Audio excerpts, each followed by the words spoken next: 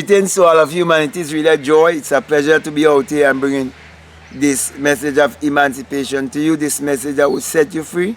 For all I'm doing, I'm just asking you to look inwardly so that you could be able to discover your true identity, which you will realize it's your divinity. Now, the system of the world have you looking outwardly.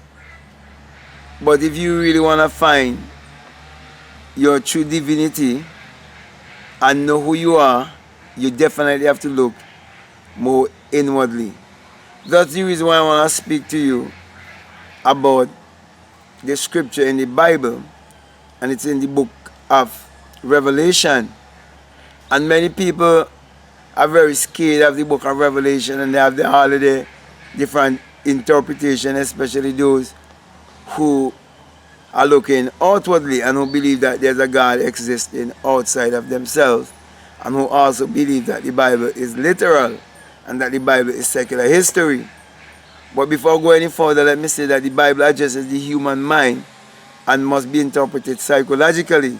That is, it is not literal, neither is it secular history, and that the Bible is written symbolically. And when you unfold the mystery, it all points you to look inwardly. That's the reason why I want to speak to you concerning the Battle of Armageddon. And many preachers would have preached many sermons about the Battle of Armageddon. And they tell you that there would be all these different things that would happen. And many religious people would always talk about famine will come and pestilence. And they would tell you that there will be wars in diverse places. And people will be killing, and people will be raping, and people will be doing this, and people will be doing that. Now, my brother and my sisters, when you come to realize that everything begins with a thought, that everything was first imagined, when you come to realize that the Bible says that God is the creator of good and evil, and that it says in Deuteronomy 32:39, I am God and there is no other. I kill and I make alive. I wound and I heal, and there is none else. And then in Isaiah 45 verses 5 to 7, it says also that I am God and there is no other. He said, I create the darkness and I create the light. I create the good and I create the evil. Now when you come to realize that God is your own human imagination, which is the creator in man, which you use to create all the time, you'd realize that for someone to do something good, it had to first be a thought. For someone to do something evil, it had to first be a thought. So basically, each and every one of us are using one energy. Therefore, the Battle of Armageddon is speaking about the battle of ideology. It all has to do with your thinking. Now, for example, if there are going to be rumors of war, for there to be a war, people have to first think about it. And for there to use weapon in a war, before a weapon could be built, someone has to first have a thought of building the weapon. So basically, everything still goes back to the mind. It's all have to do with the thought. So as it is said, as a man thinketh in his heart, so is he. So if a man is thinking about war, he would think about weapon. And so he would build a weapon. Okay, even if he's thinking about hunting and he builds a weapon. Hunting is a form of violence because you're going to kill that animal. Okay? In a more kind of hostile kind of way. You understand? You're going to kill that animal, so you're going to build something to do it with. Okay? So it's the same thing. So everything comes from the mind. So the Battle of Armageddon is talking about the battle of the mind. And everybody have to face their Battle of Armageddon. And always remember this. If there is no enemy within, the enemy without can do you no harm. So everything is happening within. So many people look without and live in fear. When you always looking without and believe in power outside of yourself and believe things are happening outside of yourself, you're saying that you're not responsible for your thoughts. You're saying that you're not responsible for what is happening in your life. When you look inwardly and realize that it is your thoughts that is creating your reality, then you would understand that you are responsible for every aspect of your life. Then you would realize that you are responsible for everything else that would ever take place in your life. And that you have to win the battle of Armageddon, the battle of ideology, the battle of this society. When people will say that you're crazy, when people will say, how could you come and you speaking differently? When people will not believe you, when people will doubt you, when people would rather to hold on and fight for their idol, it's always a war. You have to war with your positive self and your negative self. And it's still yourself. So your greatest enemy is you. Therefore your greatest battle you have to fight is with you. And your greatest friend is you also.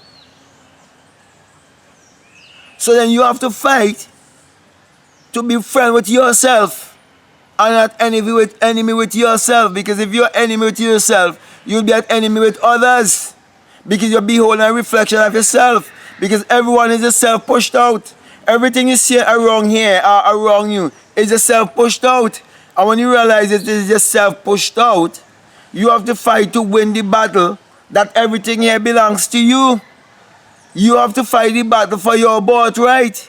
So here comes the battle of Armageddon, the greatest battle ever fought. It will always be in the mind. Where else could it be? So people looking for a war with America and Iran and Iraq and Iran and Germany and England and this and that. You understand what I'm saying? And the only place they're not looking for a great war or a great battle taking place is within their mind. Yet every day they have to struggle with different thoughts, different ideas. But if you do not become conscious of your own mind or conscious of your own self, then someone will take over your mind and play the game however they want to play the game with you. Because this life is it's a dream and it's a game. It's how you choose to play the game. So there's no one to blame but yourself. So don't look for no Battle of Armageddon to happen outside as a vindication. Because by the time you're seeing that, it is telling you where you're actually vibrating.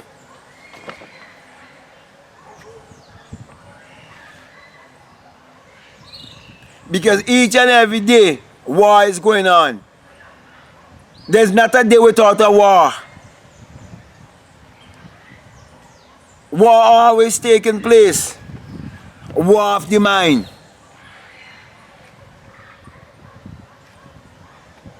And when you win the war, up here, you win every other war. Because everything is from within. And up here is the command center, and the commander resides in the command center. And the commander in the command center is invisible. Is the invisible you. So my brothers and my sisters, when you look around, you have all different kind of religion and all kind of different denominations, and all of them pointing you to look outside of yourself. How could there be a confusion with me telling you to look within yourself? It's a choice. So I'm presenting something to you that you have a choice. Because everything is your choice. That's the reason why there's no one to blame. So if a person chooses to be a slave, that's their choice. You can't be angry or vexed with them. If a person chooses to believe in a God outside of themselves, that's their choice. If a person chooses to believe in a God in the sky, that's their choice. If I choose to believe in the God within me, if I believe that God is creative power within me, if I believe that God is my human imagination, and I use my imagination to create my reality, then I choose to live that way. If I choose to create consciously, and another person chooses to create unconsciously, that's his choice. But I'd rather be conscious than unconscious.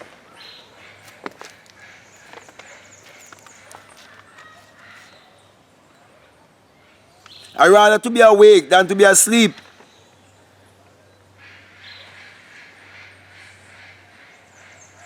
Yet, I have to accept that there will always be a time of sleeping But there have to be also be a time of awakening.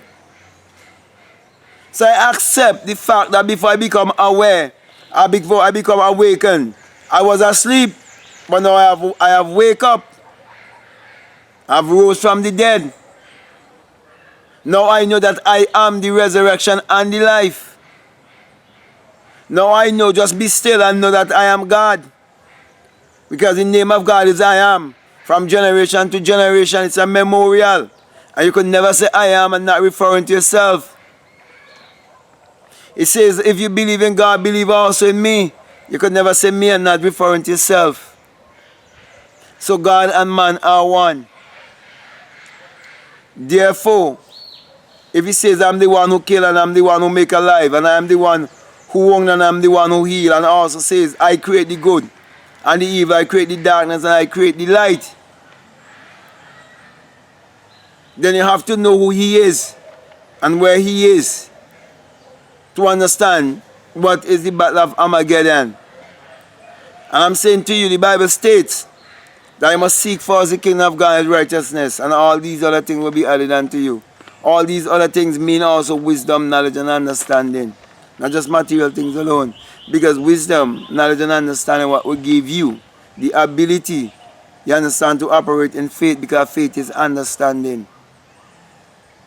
It's an understanding.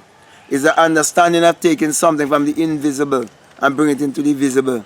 So I say faith is substance things who find the evidence of things not seen. And everything you see in the world, there's a time it wasn't here. But it didn't physically hold it and smell it and touch it and all of that. But it was a thought. And someone acted upon that thought and it materialized.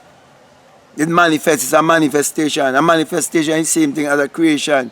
And when you create and you see the result of your creation, you no longer desire to create that same thing.